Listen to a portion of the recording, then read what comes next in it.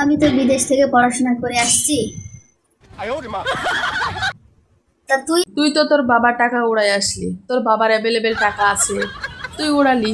আমার বাবার হয়তো অ্যাভেলেবেল টাকা নেই, এই জন্য আমি তোর মতো উড়াতে পারিনি। বাবার প্রায় 2 কোটি টাকা আমি উড়াই আসছি। তুই কি করলি এতদিন বাংলাদেশে থেকে? আমি তো আমেরিকা থেকে ডক্টরেট করে আসছি। আমি বাংলাদেশে থেকে পড়াশোনা শেষ করছি, আর আমি ফ্রিল্যান্সিং করি। আমি কর্পোরেট জব করছি। ঢাকাতে। আমি কিছু অনলাইন বিজনেস আর ফ্রিল্যান্সিং এ কাজ করি।